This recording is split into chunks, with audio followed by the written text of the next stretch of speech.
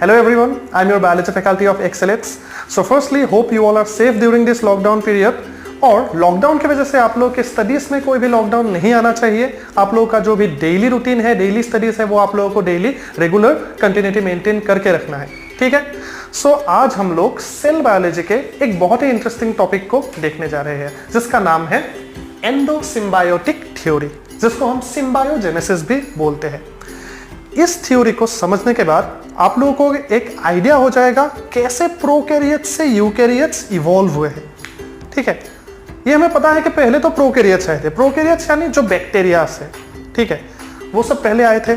उसके बाद कैसे यूकैरियोट्स आए। यूकैरियोट्स यानी your amoeba, your human being, your plants, all these are eukaryotic organism और यूकैरियोटिक सेल्स, ओके। वो कैसे इवॉल्व हुए उसको जानने का आप लोगों को एक मौका मिलेगा।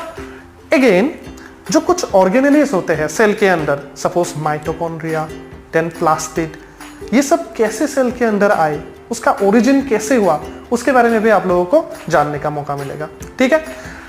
सो पहले हम लोग देखते हैं एक प्रोकैरियोटिक सेल, ठीक है।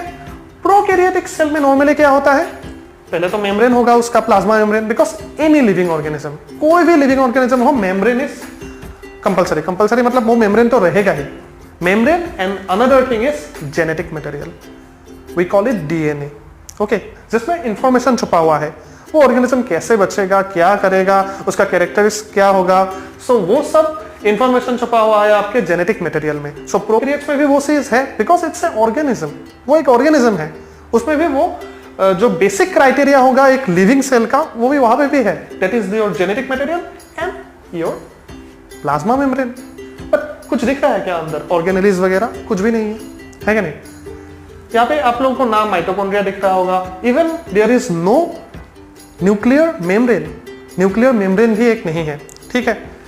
अभी हम जो ये डेथ सीन हो रहा है, मतलब इवोल्यूशन हो रहा है, कैसे आगे बढ़ रहा है, जैसे सेल दिन ब दिन आगे जैसे जा रहा है, जैसे टाइम जा रहा है, तब क्या हो रहा है, ये जो प्लाज्मा मेम्ब्रेन है वो अंदर की तरफ फोल्ड होना शुरू कर दिया। यहाँ पे आप लोग देख सकते हैं, ये जो प्लाज्मा मेम्ब्रेन है वो अंदर की तरफ ऐसे घुस आया है थोड़ा, ठीक है। अभी आप लोग देखेंगे वो कैसे आप लोगों के कंपार्टमेंट बनाने में हेल्प करेंगे। सपोज ये जो है आप लोगों के मेम्ब्रेन के जो स्ट्रक्चर्स है, वो धीरे धीरे क्या करते हैं, ऐसे ऐसे बढ़ जाते हैं, ठीक है, फिर ऐसे बढ़ जाते हैं, okay, again it become like this, ठीक है। ऐसा एक कोई स्ट्रक्चर बन जाता है और इसके अंदर ही क्या है आप लोगों का डीएनए है। और अल्टीमेटली क्या हो जाता है, ये कनेक्शंस टूट जाते हैं और बाद में आप लोगों को क्या मिल गया, एक कंप्लीट न्यूक्लियस। एक आप लोगों को क्या मिल गया, एक न्यूक्लियस मिल गया। सो एक वेल डेफिनेट न्यूक्लियस बन गया, we can call it a nucleus, okay. ये न्यूक्लियस बन गया। अब यहाँ पे क्या होगा, एंडोप्लाज्मिक रेटिकुलम रहेगा, गोल्गी बॉडीज रहेंगे। सो उन ऑर्गेनेल्स में क्या थे, वहां पे भी मेम्ब्रेन्स थे और वो मेम्ब्रेन्स अल्टीमेटली ये जो इनवेजिनेशन हुआ है प्लाज्मा मेम्ब्रेन का, उसके वजह से ही फॉर्म हुआ है, ठीक है।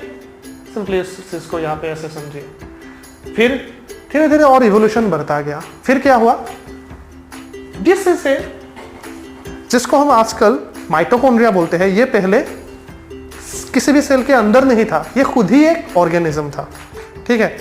ये बाहर ही ऐसे घूमता रहता था। फिर जो ये आप लोगों का डेवलपिंग प्रोकैरियोटिक सेल है, उसके अंदर माइटोकॉन्ड्रिया घुस गया, ठीक है। माइटोकॉन्ड्रिया घुस जाने के बाद क्या हो गया, वो सेल को क्या करने लगे, एनर्जी प्रोवाइड करने लगे। और माइटोकॉन्ड्रिया को अंदर घुस के क्या फायदा हुआ, उसे प्रोटेक्शन मिल गया, ठीक है। सो दोनों का फायदा है, तो वो ऐसे उसके अंदर ही रहने लगा। सो वैसे ही यूकैरियोट्स में क्या आ गए, माइटोकॉन्ड्रिया आ गया। फिर कुछ ऐसे भी सेल्स थे जहां पे क्या हो गया आप लोगों का, माइटोकॉन्ड्रिया एंड प्लास्टिड्स दोनों घुस गए। और ये जो प्लास्टिड है, ये भी पहले अकेले अकेले ही घूमता था, ठीक है, वो फोटोसिंथेसिस कर सकता था।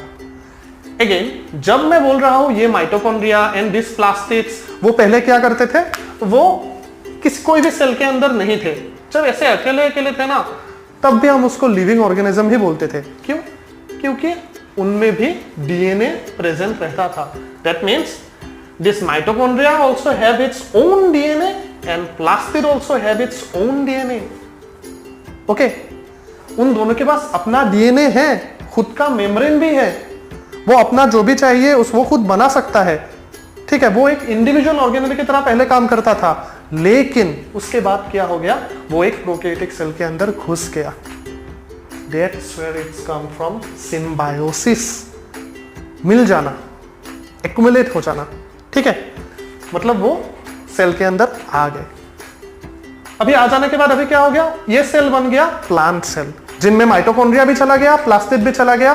दो cells become autotrophic plant cell. Autotrophic मतलब organism that can make their own food, like plants, algae, वो सब ऑटोट्रोफिक है, दीज आर प्लांट्स।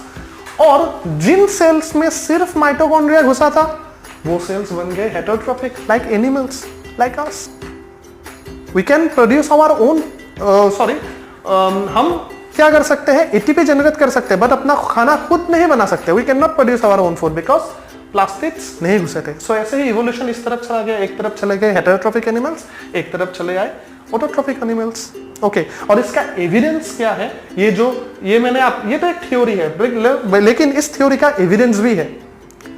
जैसे अभी अगर आप लोगों के सेल में जो माइटोकॉन्ड्रिया है, वहां पे आप लोगों को अंदर डीएनए दिखेगा, ठीक है, यहाँ पे डीएनए रहेगा, सपोज दिस सेल्स, और जो प्लास्टिड्स रहेंगे, प्लास्टिड्स में भी डीएनए प्रेजेंट रहते हैं, ठीक है। Again ribosomes are also present in the mitochondria. तो राइबोसोम्स क्या करते हैं, प्रोटीन सिंथेसिस में हेल्प करते हैं, and this ribosomes are of prokaryotic nature, वो प्रोकैरियोटिक नेचर के हैं। हमारे बॉडी में भी नॉर्मली हम लोग को पता है, जैसे एंडोप्लाज्मिक रेटिकुलम में भी राइबोसोम होते हैं, but these are eukaryotic nature. But जो माइटोकॉन्ड्रिया के अंदर राइबोसोम्स है, these are of prokaryotic nature.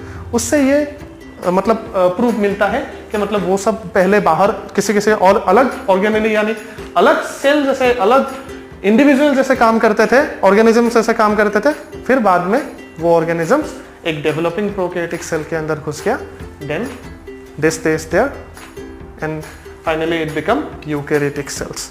Okay, अभी इसलिए इस माइटोकॉन्ड्रिया और प्लास्टिड को हम लोग सेमी ऑटोनोमस ऑर्गेनेली भी बोलते हैं। सेमी ऑटोनोमस मतलब इसके पास खुद अपना खुद का डीएनए है। जिन ऑर्गेनेली के पास खुद का डीएनए होता है, उसको हम क्या बोलते हैं, semi autonomous organelle. Only these two organelles are known as semi-autonomous organelle. One is mitochondria, one is DNA, because they have their own DNA. ठीक है? Thank you.